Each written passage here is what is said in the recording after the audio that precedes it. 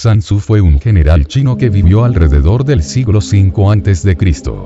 La colección de ensayos sobre el arte de la guerra que se le atribuye constituyen el tratado más antiguo que se conoce sobre el tema. No obstante, a pesar de su antigüedad, los consejos de Sun Tzu siguen manteniendo su vigencia. El arte de la guerra es el mejor libro de estrategia de todos los tiempos. Inspiró a Napoleón, Maquiavelo, Mao Zedong y muchas otras figuras históricas. Este libro de 2500 años de antigüedad, es uno de los más importantes textos clásicos chinos, en el que, a pesar del tiempo transcurrido, ninguna de sus máximas ha quedado anticuada, ni hay un solo consejo que hoy no sea útil. Pero la obra del general Sun Tzu no es únicamente un libro de práctica militar, sino un tratado que enseña la estrategia suprema de aplicar con sabiduría el conocimiento de la naturaleza humana en los momentos de confrontación. No es, por tanto, un libro sobre la guerra. Es una obra para comprender las raíces de un conflicto y buscar una solución. La mejor victoria es vencer sin combatir, nos dice Sun Tzu, y esa es la distinción entre el hombre prudente y el ignorante. La obra de Sun Tzu llegó por primera vez a Europa en el periodo anterior a la Revolución Francesa, en forma de una breve traducción realizada por el sacerdote jesuita J.M. Amiot. En las diversas traducciones que se han hecho desde entonces, se nombra ocasionalmente al autor como Sun Wu o Sun Tzu. El núcleo de la filosofía de Sun Tzu sobre la guerra descansa en estos dos principios. Todo el arte de la guerra se basa en el engaño. El supremo arte de la guerra es someter al enemigo sin luchar. Las ideas de Sun Tzu se extendieron por el resto de Asia hasta llegar a Japón. Los japoneses adoptaron rápidamente estas enseñanzas y, posiblemente, añadieron algunas de su propia cosecha. Hay constancia de que el principal libro japonés sobre el tema, el libro de los 5 anillos, está influido por la filosofía de Sun Tzu, ya que su autor, Miyamoto Musashi, estudió el tratado del arte de la guerra durante su formación como samurái. Habitualmente se hace referencia a las culturas orientales como culturas de estrategia y no es pequeña la influencia de Sun Tzu en este desarrollo cultural. Hoy en día, la filosofía del arte de la guerra ha ido más allá de los límites estrictamente militares, aplicándose a los negocios, los deportes, la diplomacia e incluso el comportamiento personal. Por ejemplo, muchas frases clave de los manuales modernos de gestión de empresas son prácticamente citas literales de la obra de Sun Tzu, cambiando, por ejemplo, ejército por empresa, o armamento por recursos, sin ir más lejos. Las ideas siguen siendo completamente válidas a pesar de los siglos transcurridos desde que se escribieron. Sun Tzu, el arte de la guerra. Primero cálculo. El maestro Sun dijo: la guerra es el asunto más importante para el Estado. Es el terreno de la vida y de la muerte, la vía que conduce a la supervivencia o a la aniquilación. No puede ser ignorada. La guerra se estructura en 5 factores que deben ser calculados y comparados con el fin de precisar el estado de fuerzas. El primero de ellos es la virtud. El segundo, el clima. El tercero, la topografía. El cuarto, el mando. Y el quinto, la disciplina. La virtud es lo que permite la cohesión entre los superiores y el pueblo, de modo que éste acude a la vida como a la muerte sin temer el peligro. El clima abarca la alternancia de la oscuridad y de la claridad, del calor y del frío, y la rotación de las estaciones. La topografía comprende la cercanía o lejanía del terreno, su accesibilidad o inaccesibilidad, su amplitud o estrechez, su naturaleza propicia o mortal. El mando es una cuestión de conocimiento, de credibilidad, de humanidad, de resolución y de severidad. La disciplina requiere la efectividad de la organización, de la jerarquía de mandos y de la logística. No existe general que no haya oído hablar de estos 5 factores, mas solo aquellos que los dominen vencerán, mientras que quienes no lo hagan serán vencidos. Así, el cálculo y la comparación de esos 5 factores hacen posible determinar el estado de fuerzas. Para ello debemos preguntarnos además: ¿quién cuenta con el soberano que posee la virtud? ¿Quién con el general más capaz? ¿Quién con las condiciones climáticas y topográficas más favorables? ¿Quién con la mayor disciplina y obediencia? ¿Quién con el ejército más poderoso? ¿Quién con los soldados mejor preparados? ¿Quién con el mejor sistema de castigos y recompensas? Las respuestas a estas preguntas permiten conocer quién resultará victorioso y quién derrotado. El general que comprenda mis cálculos y los aplique vencerá. Es preciso conservarlo. El general que no los comprenda y los aplique será derrotado. Es preciso deshacerse de él. Tras comprender las ventajas de esos cálculos es posible crear un potencial estratégico que incida en el exterior. ¿Qué significa crear el potencial estratégico? Ponderar y decidir en función del beneficio. La guerra es el arte de engañar. Así, si eres capaz, finge incapacidad. Si estás preparado para entrar en combate, finge no estarlo. Si te encuentras cerca, finge estar lejos. Si te encuentras lejos, finge estar cerca. Si el enemigo es ávido en ganancias, sedúcelo. Si está confuso, atrápalo. Si es consistente, prepárate.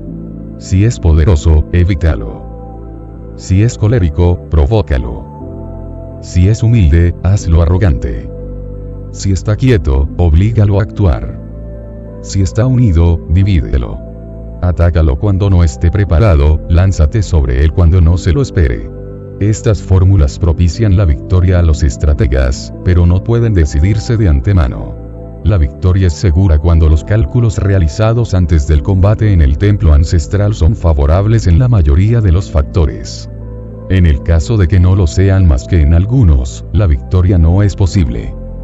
Así, vencerá aquel que reúna la totalidad de los cómputos favorables, mientras que el que reúna pocos será vencido. ¿Y qué decir entonces de aquel que no reúne a ninguno? Una vez hechas estas observaciones, el devenir del combate resulta evidente. Y las operaciones militares, el maestro San dijo: todo enfrentamiento exige, por lo general, 1000 cuadrigas veloces, 1000 furgones revestidos con protecciones de cuero, 100.000 soldados provistos de corazas y provisiones suficientes como para mantener todo un ejército a 1000 millas de distancia. Hay que contar además con los costes del frente y de la retaguardia, con los gastos de las misiones diplomáticas y con los de los materiales como la cola y la laca necesarios para el mantenimiento y la reparación de las cuadrigas y de las armaduras. Todo ello supone un coste total de 1000 unidades de oro por día. Solo una vez recaudada tal cantidad es posible movilizar un ejército de 100.000 hombres. Si las operaciones militares se prolongan y la victoria tarda en llegar, la eficacia de las armas se desgasta y el ardor de las tropas declina. Si se consumen las fuerzas de los soldados atacando fortificaciones y la lucha se prolonga en exceso, los recursos del país no serán suficientes. Las armas desgastadas, el ardor de las tropas en declive, las fuerzas consumidas, los recursos económicos arruinados. Los estados vecinos aprovecharán la ocasión para alzarse contra ti. En ese caso, ni tus estrategas más hábiles podrán hacer nada para preservar tu porvenir. Se han visto operaciones militares que fracasaron por precipitación, pero jamás ninguna que, dirigida eficazmente, se eternizase. Ningún país ha podido beneficiarse nunca de una guerra prolongada. Aquel que no sea consciente de los riesgos propios a toda acción militar tampoco podrá hacerlo de sus ventajas. El experto estratega no requiere de una segunda leva de efectivos ni necesita de 3 aprovisionamientos. Parte con sus propios recursos y se abastece de las provisiones enemigas, de modo que el avituallamiento de las tropas queda asegurados. Lo que empobrece un país es el transporte de víveres a larga distancia. El suministro de un ejército a larga distancia acarrea la ruina del pueblo. Además, allí por donde pasan las tropas suben los precios. Si los precios suben, los recursos del pueblo disminuyen, y si los recursos del pueblo disminuyen, será preciso aumentar los impuestos para la guerra. Las fuerzas se desgastan, las riquezas se agotan y las familias se arruinan. Las economías particulares pierden una séptima parte y, en lo referente al erario público, los gastos ocasionados por las reparaciones de las cuadrigas, la fatiga de los caballos, la renovación de cascos, flechas, ballestas, lanzas, escudos, estacas, las bestias de tiro y los medios de transporte, se llevan una sexta parte de la recaudación. Por lo tanto, el estratega competente procura alimentarse del adversario, ya que una medida de alimentos arrebatada al enemigo vale por 20 de las suyas. Un selemín de forraje enemigo, por 20 de los suyos. Para incitar al exterminio utiliza la furia. Para incitar la captura de bienes enemigos utiliza las recompensas. Cuando, en el transcurso del combate, se capturen 10 cuadrigas rivales, se recompensará al primero en lograrlo. A continuación, sustituye las banderas de esas cuadrigas por las tuyas y reparte los atalajes capturados entre los tuyos. Alimenta y trata bien a los soldados enemigos apresados. En esto consiste vencer al adversario haciéndose aún más fuerte. Por todo esto, el ejército procura una victoria rápida y no una guerra prolongada. El general que conoce la guerra es árbitro del destino del pueblo, responsable del sosiego como de la inquietud de la nación. Y planes ofensivos. El maestro San dijo: por lo general, en la guerra es preferible preservar un país que destruirlo, preservar un ejército que destruirlo, preservar un batallón que destruirlo, preservar una compañía que destruirla, preservar una brigada que destruirla. Por tanto, obtener 100 victorias sobre 100 combates no es lo mejor. Lo más deseable es someter al enemigo sin librar batalla con él. En la guerra lo mejor es atacar los planes del enemigo. Luego, atacar sus alianzas. A continuación, atacar sus tropas. Y en último lugar, atacar sus fortificaciones. Solo se deben atacar las fortificaciones enemigas cuando no quede otra alternativa. La construcción de vehículos acorazados y de otros artificios de asedio exige, por lo menos, un plazo de 3 meses. Además, es preciso contar con otros 3 meses para apilar tierra y levantar los taludes contra las murallas enemigas. Si el general no es capaz de controlar su impaciencia y ordena a sus hombres que asalten precipitadamente las murallas como hormigas, perderá 1/3 de sus efectivos sin haber conquistado la fortificación.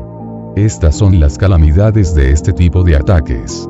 El buen estratega somete las fuerzas enemigas sin combatirlas, toma las fortificaciones enemigas sin atacarlas, desmembra los estados rivales sin permitir que las acciones militares se prolonguen. De este modo, puede conquistar el mundo entero conservando todas sus fuerzas. Su ejército no desfallece y sus riquezas se mantienen íntegras. Este es el método de los planes ofensivos. La norma en el arte de la guerra consiste en cercar al adversario si la superioridad de que se dispone es de 10 contra 1, en lanzarse al ataque contra él si es de 5 contra 1, y en dividirlo si es de 2 contra 1. Si las fuerzas están equilibradas debes ser capaz de combatir.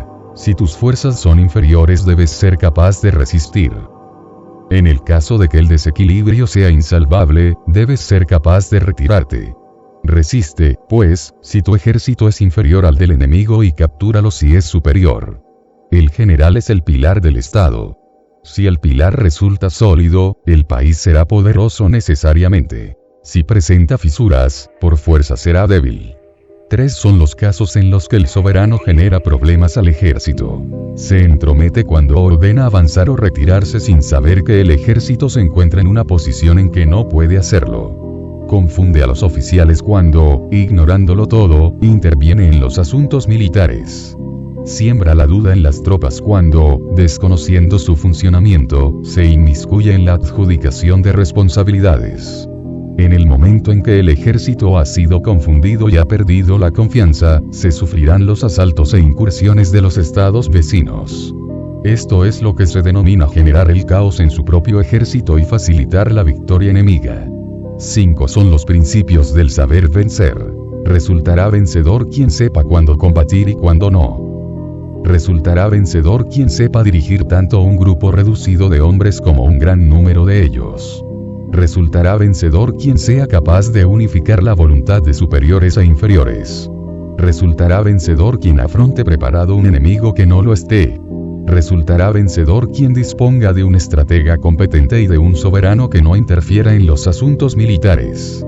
En estos 5 principios reside el método del saber vencer. Por todo ello se dice: quien conoce al enemigo y se conoce a sí mismo disputa 100 combates sin peligro. Quien conoce al enemigo pero no se conoce a sí mismo vence una vez y pierde otra. Quien no conoce al enemigo ni se conoce a sí mismo es derrotado en todas las ocasiones. Disposiciones. El maestro San dijo: los expertos estrategas de la antigüedad trataban primero de ser invencibles para, luego, aguardar a que el enemigo fuera vulnerable. La invencibilidad depende de uno mismo. La vulnerabilidad, del enemigo. Por tanto, el buen estratega puede hacerse invencible pero es incapaz de hacer que el enemigo sea vulnerable. Por ello se dice: es posible saber cómo lograr la victoria y sin embargo no poder realizarla. La invencibilidad reside en la defensa. La vulnerabilidad, en el ataque. Si las fuerzas no son suficientes se opta por la defensa, mientras que se ataca cuando aquellas sobran. Los expertos en defensa se ocultan bajo las profundidades más remotas de la Tierra. Los expertos en ataque actúan desde lo alto de las esferas más elevadas del cielo. De este modo, es posible protegerse y alcanzar una victoria total. Las victorias evidentes que no sobrepasan el entendimiento del vulgo no denotan la suprema excelencia. Vencer en el combate y recibir el reconocimiento unánime de todo el mundo tampoco es lo mejor. Del mismo modo, levantar una pluma no implica poseer una gran fuerza. Tampoco distinguir el sol y la luna a una vista penetrante. Ni oír el estruendo de la tormenta a un oído fino. Antiguamente, se consideraba hábiles estrategas a quienes eran capaces de vencer al enemigo con facilidad. Los buenos estrategas no merecían la fama ni por clarividencia ni por gallardía, ya que sus victorias estaban libres de toda incertidumbre. La ausencia de incertidumbre se debe a que tomaban las medidas necesarias para que la victoria resultara siempre inevitable al enfrentarse a un enemigo derrotado de antemano. El buen estratega ocupa el terreno donde no puede ser derrotado sin dejar escapar la ocasión de vencer a su adversario. Un ejército victorioso vence primero y trata de luchar después. Un ejército derrotado lucha primero y trata de vencer después. El estratega capacitado, cultivando la virtud y preservando la disciplina, llega a ser el árbitro que decide la victoria o la derrota. El análisis militar comprende: primero, la determinación de la superficie. Segundo, la estimación del tipo de tropas. Tercero, el cómputo de efectivos. Cuarto, la evaluación de las fuerzas. Quinto, las posibilidades de victoria. El terreno condiciona la determinación de la superficie. La determinación de la superficie, la estimación del tipo de tropas. La estimación del tipo de tropas, el cómputo de efectivos. El cómputo de efectivos, la evaluación de las fuerzas. La evaluación de las fuerzas, las posibilidades de victoria. Un ejército victorioso es como un quintal frente a una onza. Un ejército perdedor, como una onza frente a un quintal. Gracias a las disposiciones, las tropas de un ejército victorioso son como las aguas que, acumuladas en lo alto, se precipitan impetuosamente hacia el valle. Ve el potencial estratégico. El maestro San dijo: por lo general, es la organización lo que permite dirigir un gran número de soldados como si se tratara de un grupo reducido. Es la efectividad de las comunicaciones lo que hace posible maniobrar un gran número de soldados como si se tratara de un grupo reducido.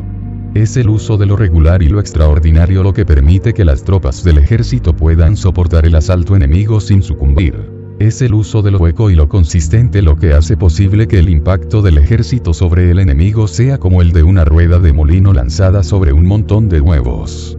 En la contienda se utiliza lo regular en el momento del enfrentamiento y se recurre a lo extraordinario para alcanzar la victoria. Quien es experto en el uso de lo extraordinario es ilimitado como el cielo y la tierra, inagotable como el caudal de los grandes ríos. Como el sol y la luna, declina para volver a surgir. Como las 4 estaciones, muere para renacer. Las notas musicales no son más que 5, pero, combinadas, producen más sonidos de los que puedan oírse. Los colores básicos no son más que 5, pero, combinados, producen más tonalidades de las que puedan observarse. Los sabores no son más que 5, pero, combinados, producen más gustos de los que puedan paladearse. Del mismo modo, la consecución del potencial estratégico en la guerra no sobrepasa el uso de lo regular y lo extraordinario, pero estos, combinados, producen más posibilidades de las que la inteligencia humana pueda aprender. Al igual que un ciclo sin comienzo ni fin, lo regular y lo extraordinario se engendran recíprocamente. ¿Quién puede abarcarlos completamente? El súbito impulso de una cascada arrastra las piedras gracias a su potencial estratégico. El súbito impacto del ave de presa destroza a su víctima gracias a la precisión de su ejecución. Por tanto, el experto estratega conduce el potencial estratégico y lo ejecuta oportunamente. Su potencial estratégico es como el de una ballesta tensada. su ejecución, como la del mecanismo de disparo. Si en el clamor y el tumulto logramos dirigir el desorden, no podrán confundirnos. Si en medio del estrépito y del caos logramos adoptar una disposición circular, no podrán derrotarnos. El desorden nace del orden, la cobardía del valor, la debilidad de la fortaleza. Orden y desorden dependen de la organización, valor y cobardía de las circunstancias, fortaleza y debilidad de las disposiciones. Quien es experto en mover al enemigo se deja ver y éste le sigue. Ofrece un señuelo y el enemigo lo toma. Concediéndole una ventaja hace que el enemigo acuda y allí lo aguarda con todos sus efectivos. El hábil guerrero busca la victoria en el potencial estratégico y no en los hombres. Es capaz de seleccionar sus efectivos y de manipular el potencial estratégico. Las tropas de quien sabe manipular el potencial estratégico son como troncos y piedras rodando. La naturaleza de troncos y piedras hace que resulten inofensivos cuando están en reposo y peligrosos cuando están en movimiento. Quietos sobre el llano, se deslizan por la pendiente. Así, el potencial estratégico de un ejército competente es como el de una avalancha de piedras rodando desde lo alto de una montaña. En esto consiste el potencial estratégico. Vi lo hueco y lo consistente, el maestro San dijo. Por lo general, quien llegue antes al terreno de batalla y espere al enemigo estará reposado. Quien llegue más tarde y de inmediato entable combate estará extenuado. Por lo que el experto estratega desplaza al enemigo y no se deja desplazar por él. Hacer que el enemigo se desplace por sí mismo en lugar que uno desea es cuestión de favorecérselo. Hacer que el enemigo no pueda desplazarse al lugar que él desea es cuestión de dificultárselo. Si el enemigo está descansado, fatígalo. Si está bien alimentado, hazle pasar hambre. Si está en reposo, oblígalo a actuar. Surge donde no pueda entablar combate y entra en combate donde no lo imagine. Recorrer 1000 millas sin fatigarse depende de que lo hagas por lugares en los que no hay enemigos. Atacar con la seguridad de que el enemigo resultará capturado depende de que lo hagas donde no defiende. Defender con la certeza de que tu defensa resultará impenetrable depende de que lo hagas donde el enemigo no atacará. Por tanto, el estratega diestro en el ataque lo es porque logra que el enemigo no sepa dónde defender. El estratega diestro en la defensa lo es porque logra que el enemigo no sepa dónde atacar. Sutil. Sutil hasta el punto de no tener forma. Inescrutable. Inescrutable hasta el punto de ser inaudible. De este modo logra erigirse en amo del destino del enemigo. Avanza sin que puedan ofrecerle resistencia porque se lanza contra el hueco del enemigo. Se retira sin que puedan perseguirle porque, gracias a su presteza, no puede ser atrapado. Por tanto, si desea él combatir, al adversario no le queda otro remedio que hacerlo, ya que, por mucho que construya altas murallas y cave profundas fosas, ataca donde éste debe acudir al socorro.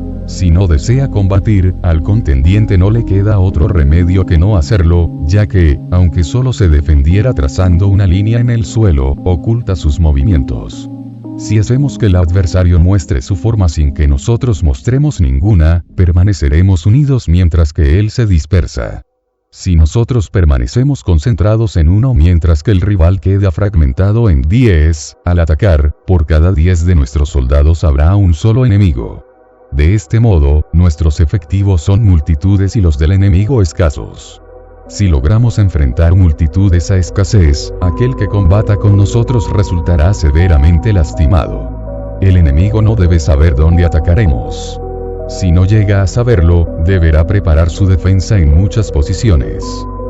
Y si prepara su defensa en muchas posiciones, poca será la resistencia allí donde ataquemos. Así, si refuerza el frente, la retaguardia resultará debilitada. Si refuerza la retaguardia, el frente resultará debilitado. Si refuerza el flanco izquierdo, el flanco derecho resultará debilitado. Si refuerza el flanco derecho, el izquierdo resultará debilitado. Y si decide reforzarse en todas partes, no habrá lugar donde no quede debilitado. Resultará debilitado quien tenga que reforzarse contra otros. Saldrá reforzado quien haga que los otros deban reforzarse contra él. Si se conocen el lugar y el día del combate, es posible acudir a la batalla tras haber recorrido 1000 millas. Pero si no se conocen ni el lugar ni el día del combate, el flanco izquierdo no podrá socorrer al flanco derecho y viceversa. Tampoco el frente podrá socorrer a la retaguardia y viceversa. Con más razón ocurrirá lo mismo si los refuerzos se encuentran separados por una decena o, incluso, por algunas millas. Tal y como lo veo, incluso si las tropas de Yue son numerosas, ¿de qué les sirve para lograr la victoria?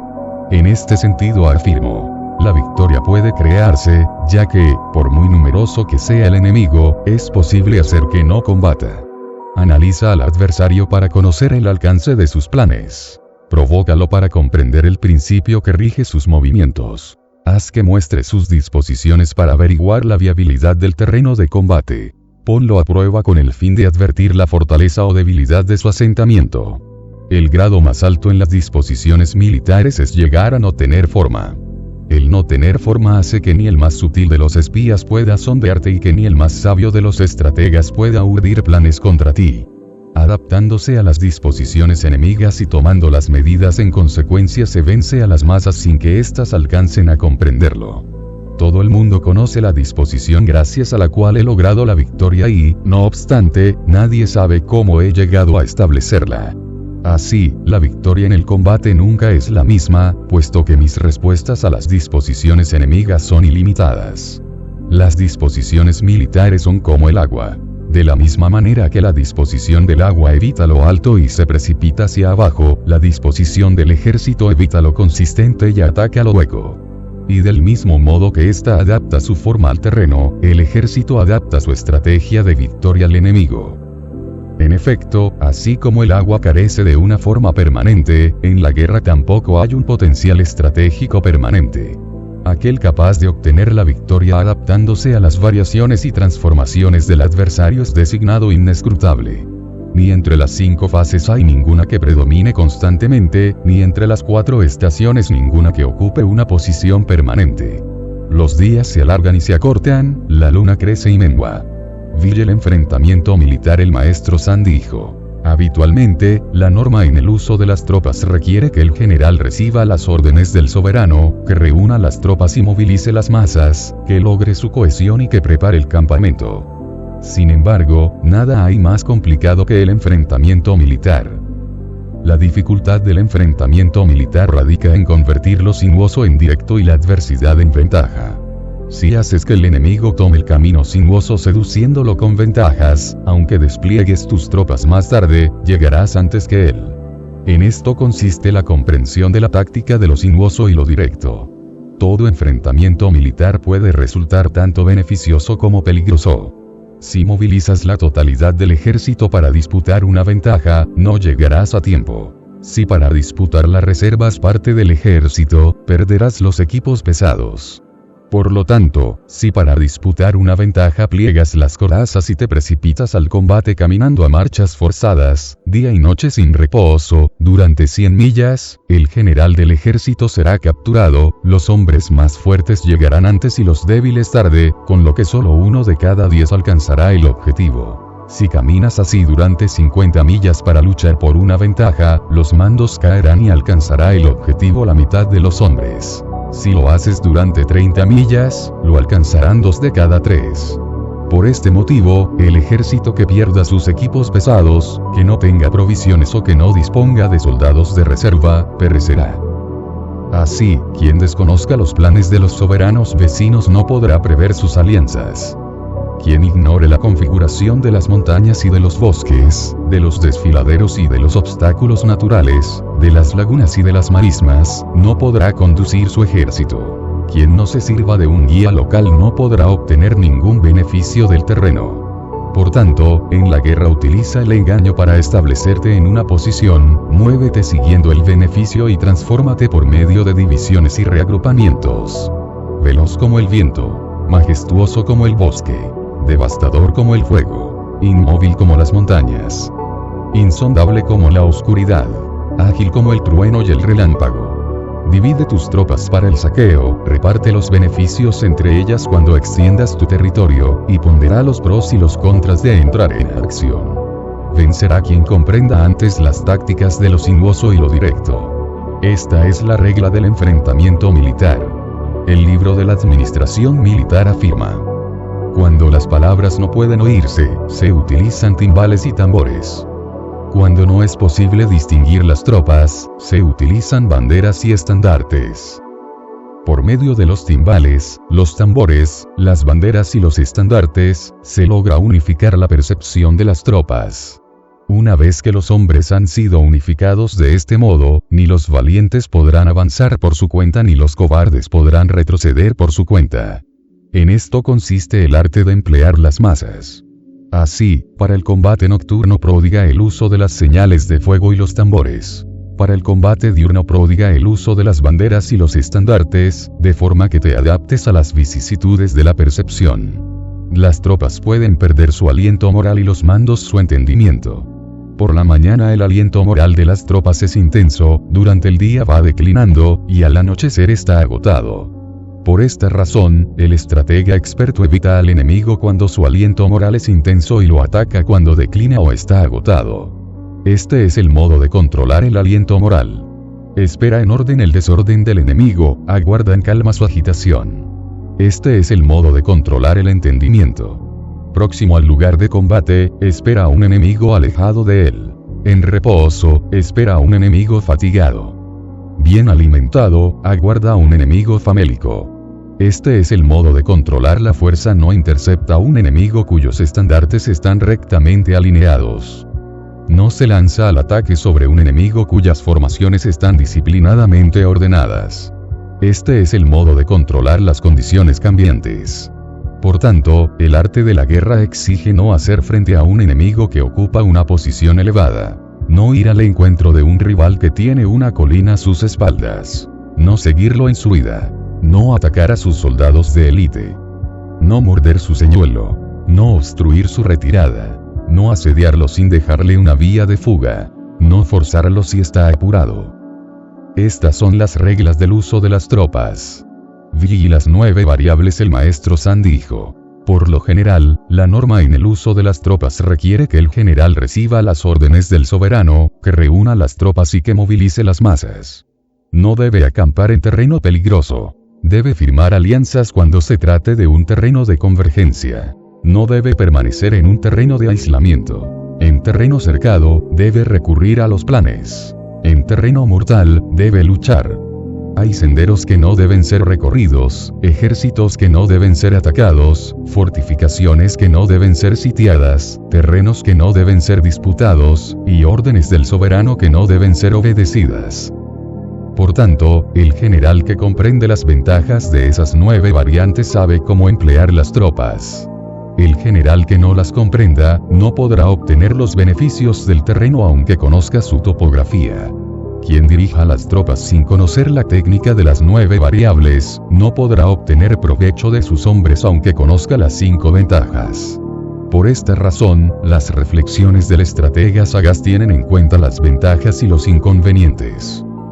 El estratega tiene en cuenta las ventajas, de modo que sus acciones merecen credibilidad. Tiene en cuenta los inconvenientes, de modo que puede resolver las dificultades. Por esta razón, para someter a los otros príncipes, amenázalos. Para tenerlos a tu servicio, haz que trabajen. Para lanzarlos al ataque, muéstrales una ventaja. Así, la norma en el uso de las tropas es: no dependas de que el enemigo no acuda, mantente preparado esperándolo. No dependas de que el enemigo no ataque, ocupa una posición que no pueda ser atacada.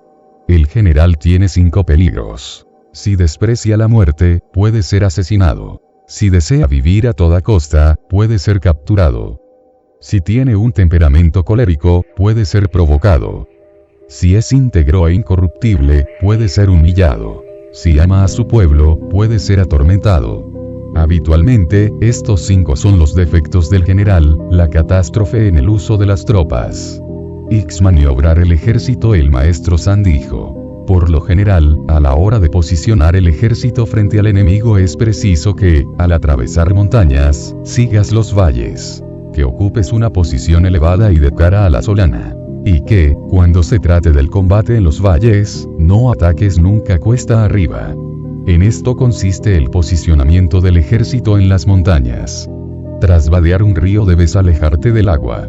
Cuando las tropas enemigas cruzan un río y avanzan hacia ti, no debes acudir a su encuentro en las aguas, sino que, para obtener provecho, debes dejar que la mitad de sus efectivos lo hayan atravesado y solo entonces lanzarte al ataque. Si deseas combatir, no vayas al encuentro con el adversario estando al borde del agua.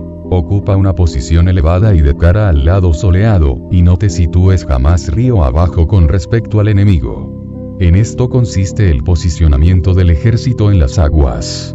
Lo único que debes hacer al atravesar una zona de marismas es abandonarla rápidamente sin demorarte. Si aún así te encuentras con las tropas rivales en medio de una de estas zonas, es conveniente situarse cerca de las hierbas acuáticas, de espaldas al bosque. En esto consiste el posicionamiento del ejército en una zona de marismas. En las superficies llanas toma una posición cómoda, con el flanco derecho de espaldas a un terreno elevado, teniendo el terreno mortal enfrente y el propicio detrás. En esto consiste el posicionamiento del ejército en superficies llanas. Fue gracias a las ventajas derivadas de estos 4 posicionamientos como el emperador amarillo se hizo con la victoria sobre los 4 soberanos. Por lo general, los ejércitos prefieren las posiciones elevadas y evitan las bajas. Aprecian las posiciones iluminadas y detestan las que se encuentran en sombra. Cuando disponen de qué alimentarse y ocupan una posición consistente, se encuentran libres de toda enfermedad y se dice entonces que la victoria es segura. En el caso de que topemos con colinas, montículos, diques y terraplenes, es preciso tomar la vertiente soleada con el flanco derecho de espaldas a esos obstáculos. En esto consiste lo que proporciona ventajas a las tropas y lo que permite obtener provecho del terreno. En el caso de que quieras atravesar un río, si la lluvia cae sobre lo alto del torrente y el caudal desciende agitado, espera a que se estabilice. Por lo general, al encontrarse en un terreno cortado por precipicios que forman pozos celestes, prisiones celestes, redes celestes, trampas celestes y hendiduras celestes, es necesario huir de ellos lo más rápidamente posible sin acercarse de ningún modo. Mantente alejado de dichos lugares al tiempo que atraes al enemigo hacia ellos. Haz de modo que tengas enfrente esos lugares y que el enemigo los tenga a sus espaldas. Si el ejército debe pasar al lado de angostos desfiladeros, escabrosas depresiones con charcas, o montañas recubiertas con bosques de espesa vegetación, resulta imprescindible realizar batidas exhaustivas, puesto que se trata de lugares propicios para tender emboscadas y camuflar espías. Si el enemigo permanece tranquilo a pesar de encontrarse cerca, es que ocupa una posición estratégica. Si se encuentra alejado y no obstante nos provoca, es que pretende que avancemos, puesto que él ocupa un terreno cómodo que le es ventajoso. Si los árboles se mueven, señal de que el enemigo se aproxima. Si las aves emprenden el vuelo, se trata de una emboscada. Si las bestias huyen despavoridas, es que intenta un ataque sorpresa. Una polvareda alta y vertical anuncia la proximidad de una columna de furgones. Una baja y horizontal, la de un ejército de infantería. Una dispersa y en hileras anuncia la recogida de leña. Y escasas nubes de polvo que van y vienen, los preparativos de una acampada. Si el adversario se muestra humilde pero incrementa sus preparativos es que se dispone a avanzar en ataque. Si se muestra poderoso y hace como si fuera a avanzar en ataque es que se bate en retirada. Si sus furgones ligeros surgen en primer lugar y toman posiciones en los flancos es que se despliega en formación. Si solicita la paz sin negociaciones previas es que trama algo. Si avanza velozmente con las tropas en formación de combate es que prepara un reagrupamiento. Si tan pronto avanza como retrocede es que pretende atraernos hacia él. Si los soldados enemigos se apoyan sobre sus armas es señal de que les acucia el hambre. Si los aguadores beben antes que el resto es que les aprevia la sed. Si a pesar de que se les presenta una ventaja no avanzan por ella es que les puede la fatiga. Allá donde se posan los pájaros, no hay enemigos.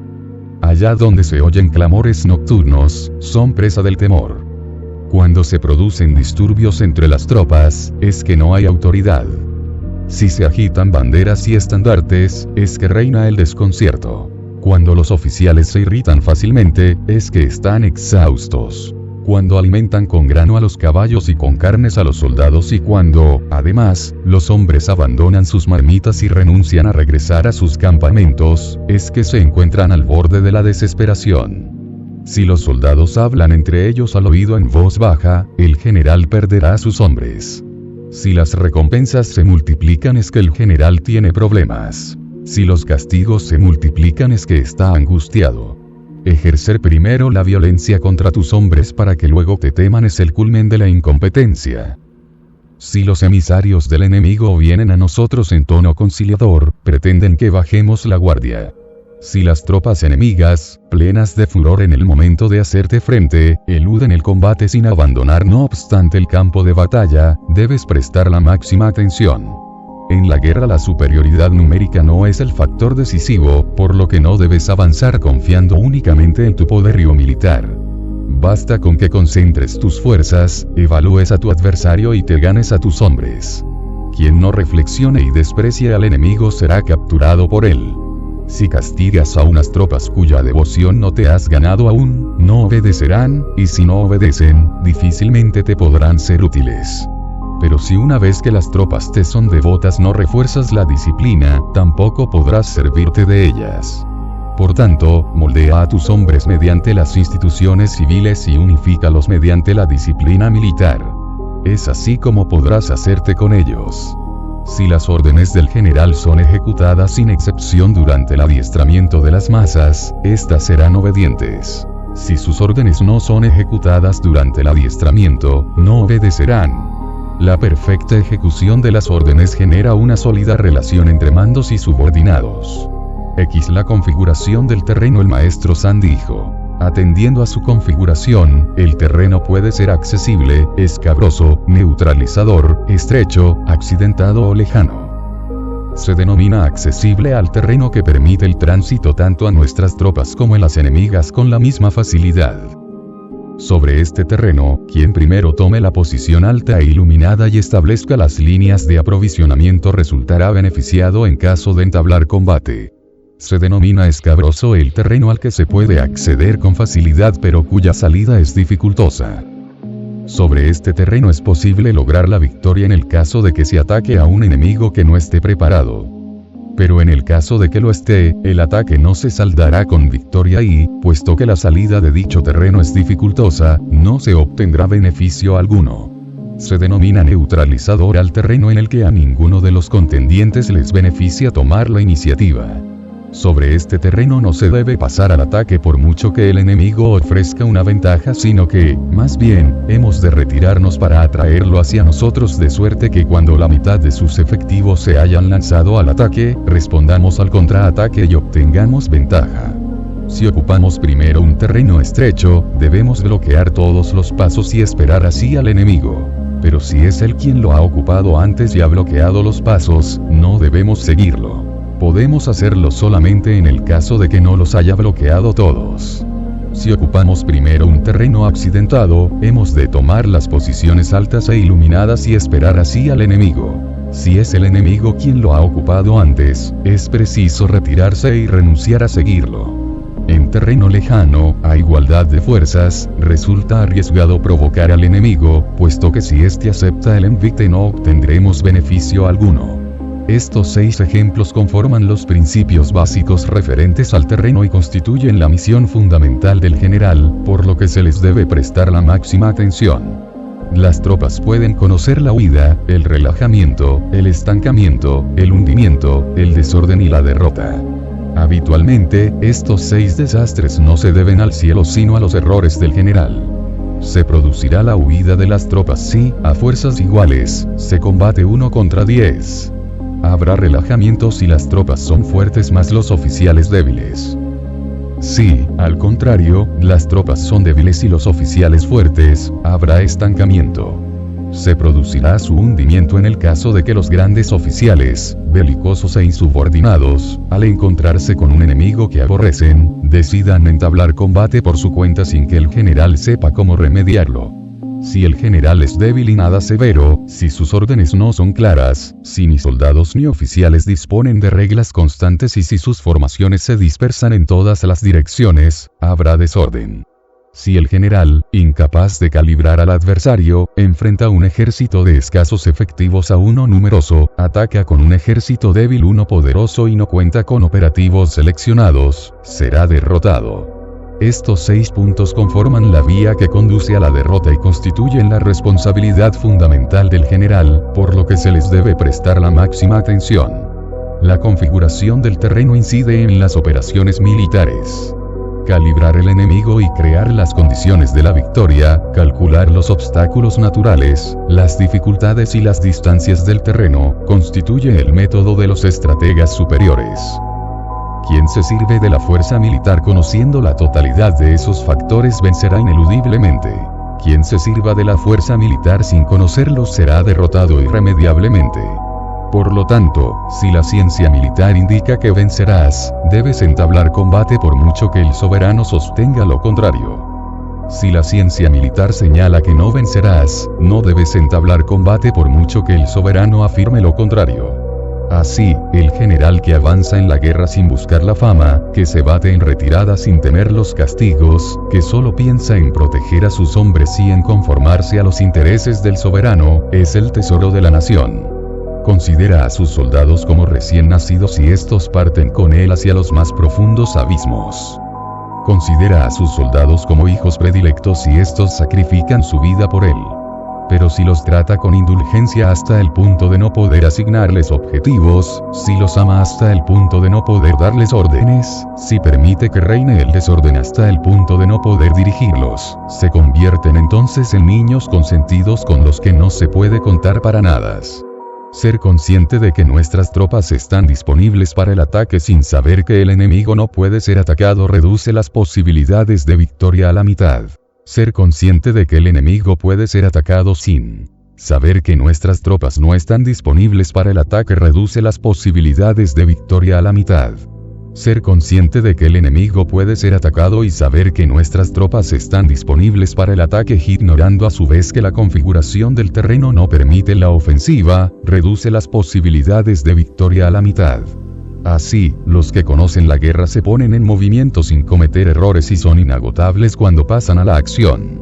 Por esta razón se dice, quien conoce al enemigo y se conoce a sí mismo vencerá sin ser derrotado. Quien conoce las condiciones climáticas y las topográficas obtendrá una victoria total.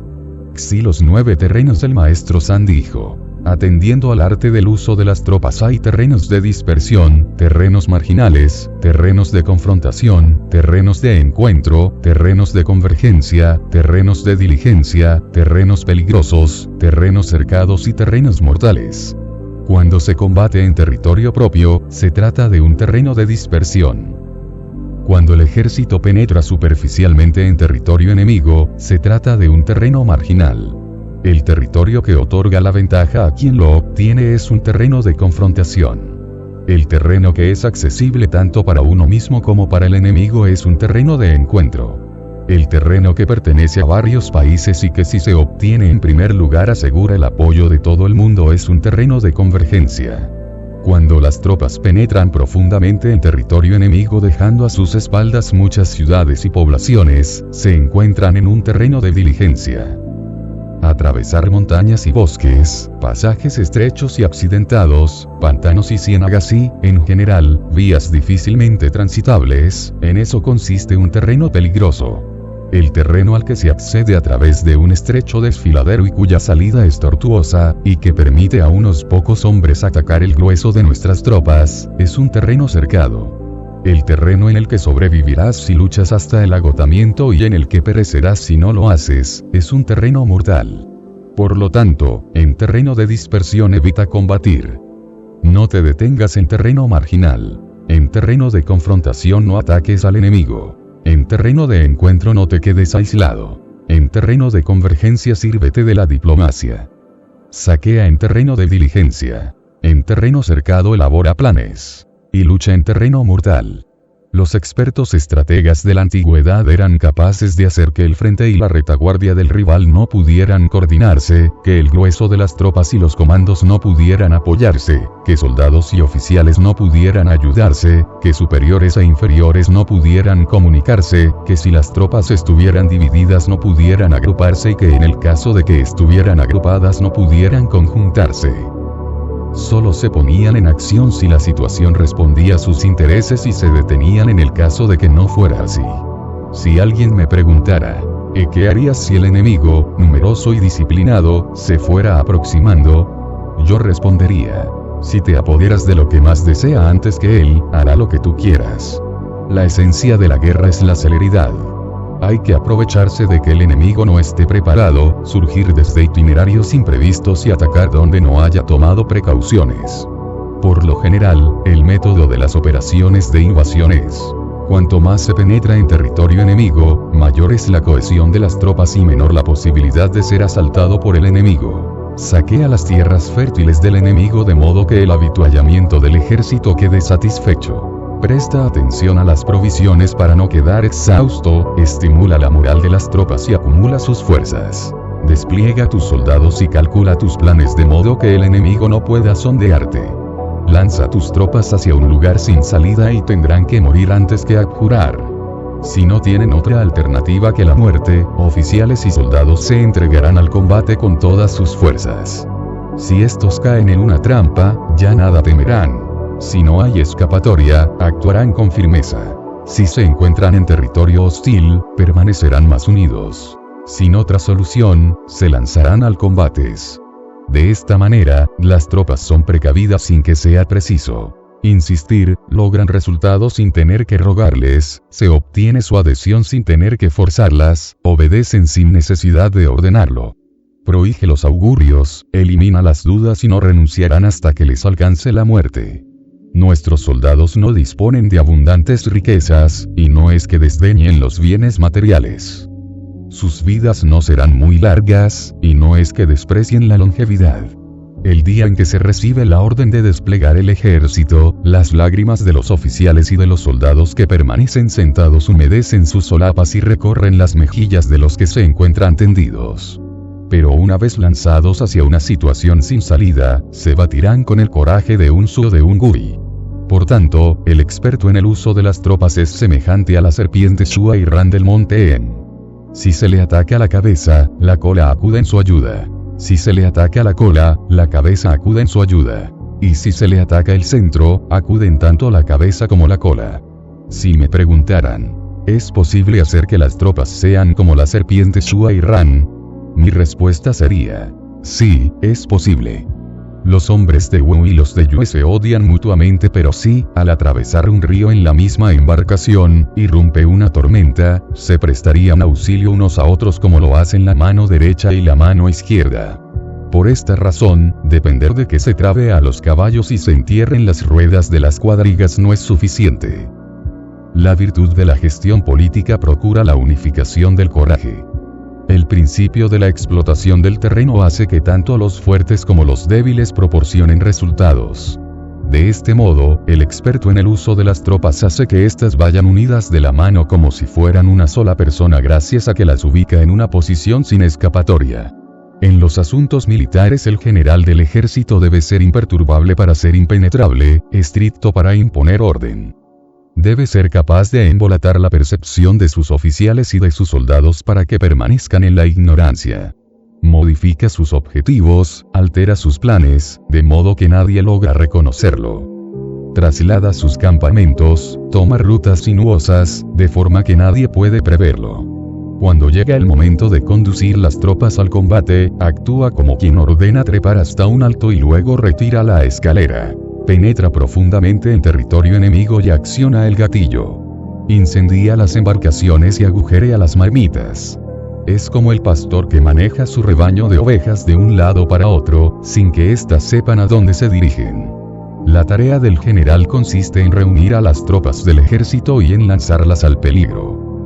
Las variantes de los 9 terrenos, las ventajas del despliegue o del repliegue y los principios que rigen los sentimientos humanos deben estudiarse con la máxima atención. Por lo general, el método de las operaciones de invasión es: cuanto más se penetra en territorio enemigo, mayor es la cohesión de las tropas. Cuanto más superficial es la penetración, mayor es su dispersión. Una vez que el ejército abandona su país y atraviesa sus fronteras, se encuentra en un terreno de aislamiento. Cuando la región dispone de vías de acceso en las 4 direcciones, se trata de un terreno de convergencia. Cuando se ha penetrado profundamente en país enemigo, se trata de un terreno de diligencia.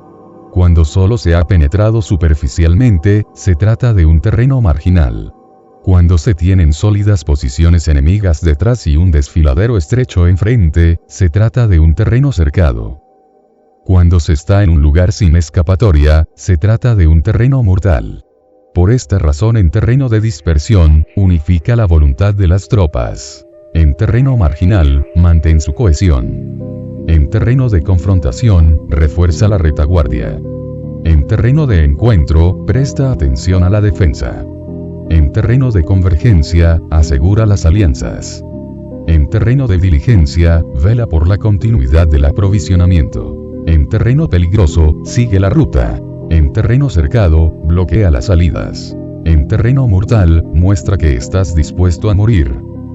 La propia psicología de los soldados hace que resistan cuando están rodeados, que luchen cuando no tienen otra alternativa y que obedezcan cuando están en peligro. Así, quien no conozca los planes de los estados vecinos no podrá prever sus alianzas.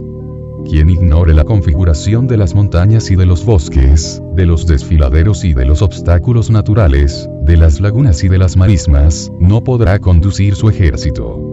Quien no se sirva de un guía local no podrá obtener ningún beneficio del terreno. Quien desconozca uno solo de estos puntos es indigno de pertenecer al ejército de un soberano dominador.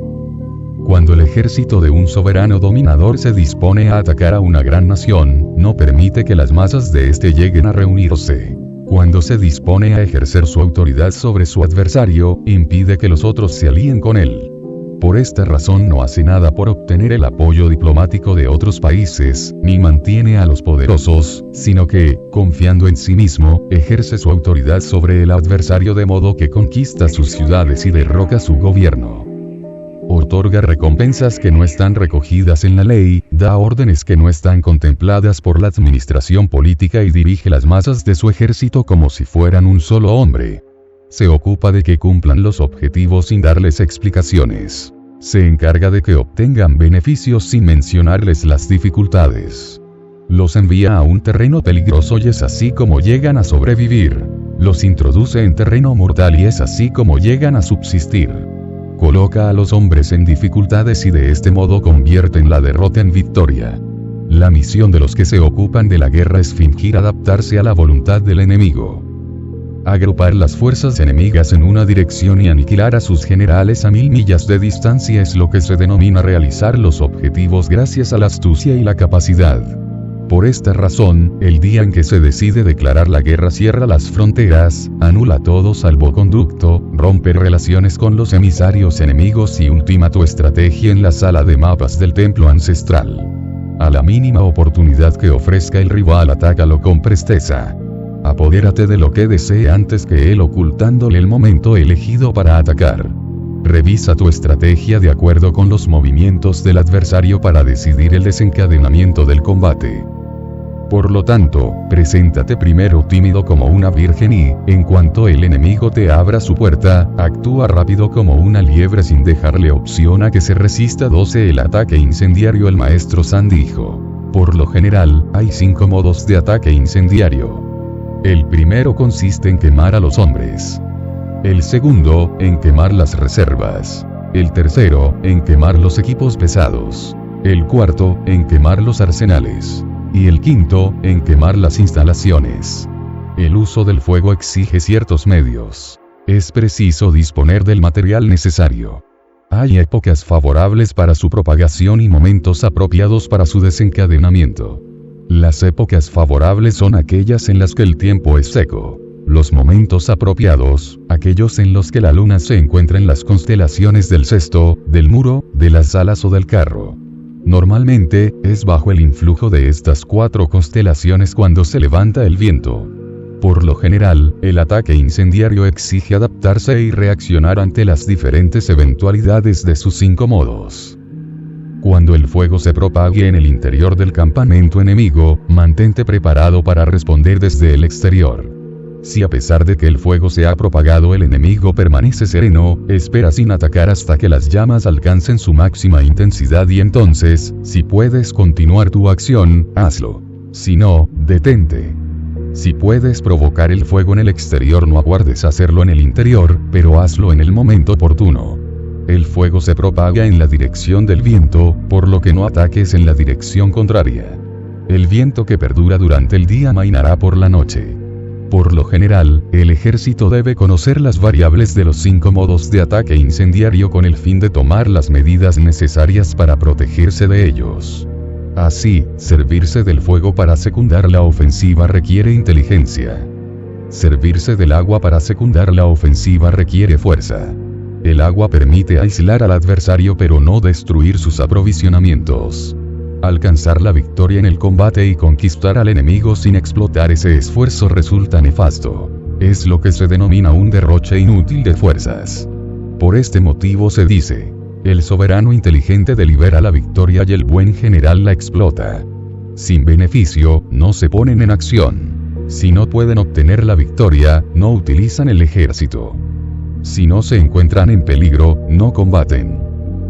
El soberano no debe movilizar las tropas movido por la cólera, ni el general acudir al combate movido por el resentimiento. Solo se ponen en acción si la situación responde a sus intereses y se detienen en el caso de que no sea así. Si bien a la cólera le puede seguir la alegría y al resentimiento la felicidad, el estado que ha sido aniquilado no recobra la existencia ni los muertos la vida. Por esta razón el soberano inteligente actúa con prudencia y el buen general lo hace con precaución. Esta es la vía que permite llevar la tranquilidad al estado y preservar el ejército. Xi y el uso de espías. El maestro San dijo: en general, cuando se recluta un ejército de 100.000 hombres para enviarlo en conquista a 1000 millas de distancia, los gastos soportados por la población y el presupuesto desembolsado por el erario público alcanzan las 1000 unidades de oro por día. Reinará entonces una agitación frenética tanto en el interior como en el exterior del país, la población se extenuará sobre las vías de transporte y 700.000 familias se verán imposibilitadas para ocuparse de sus tareas en el campo. Quien combate durante años para tratar de obtener la victoria en la batalla decisiva sin conocer el estado real del enemigo por un celo excesivo respecto a su oro, riquezas y emolumentos, está totalmente desprovisto de humanidad. No será nunca general de las tropas, ni consejero del soberano, ni será jamás señor de la victoria. Si el príncipe inteligente y el general competente logran la victoria cada vez que pasan a la acción y consiguen resultados fuera de lo común, es gracias a su capacidad de previsión. La capacidad de previsión no se obtiene ni de los dioses ni de los espíritus, ni por analogía con eventos pasados, ni por conjeturas. Proviene únicamente de las informaciones de quienes conocen el estado real del enemigo. 5 son las clases de espías que pueden emplearse: los agentes indígenas, los agentes interiores, los agentes dobles, los agentes sacrificables y los agentes a preservar. Cuando esas 5 clases de espías actúan simultáneamente, sin que nadie sepa de sus métodos, se les denomina la malla inescrutable y constituyen el tesoro más preciado del soberano.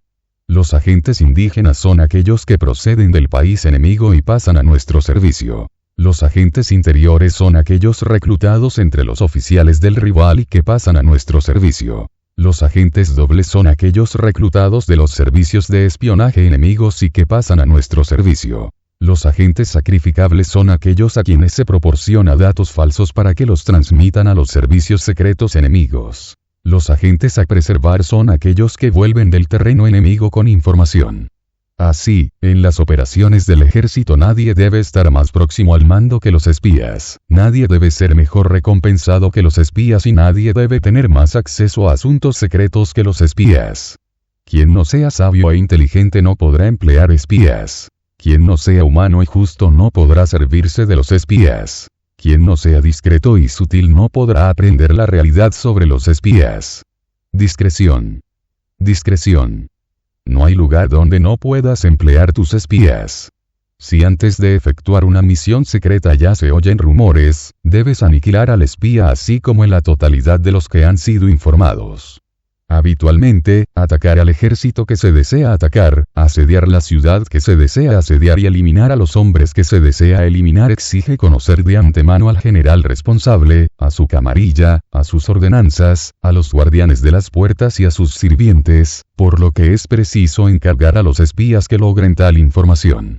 Resulta indispensable descubrir si el enemigo cuenta con agentes en nuestras filas. Tiéntalos con beneficios, sobórnalos ofreciéndoles establecerse, de modo que logres hacerte con agentes dobles que podrás usar contra el rival. Gracias a las informaciones proporcionadas por estos, te será posible reclutar agentes indígenas y agentes interiores. Gracias a las informaciones proporcionadas por estos, sabrás qué datos falsos hay que transmitir a los agentes sacrificables para que intoxiquen al enemigo. Gracias a las informaciones proporcionadas por estos, los agentes a preservar podrán actuar de acuerdo con lo previsto. El soberano debe estar al corriente de las actividades de esas 5 clases de espías, y en la medida en que dicho conocimiento depende principalmente de los agentes dobles, estos deben ser tratados con la máxima liberalidad. Antaño, el auge de los Jin se debió a que contaron con la presencia de Yi Jin en la corte de los Xia. El de los Zhou, a que contaron con la presencia de Liu Ya en la de los Jin. Por lo tanto, si el soberano inteligente y el general competente reclutan sus espías entre los hombres de inteligencia superior, culminarán con éxito las misiones más importantes. Esto es lo esencial de la guerra, aquello en lo que se basan los movimientos del ejército.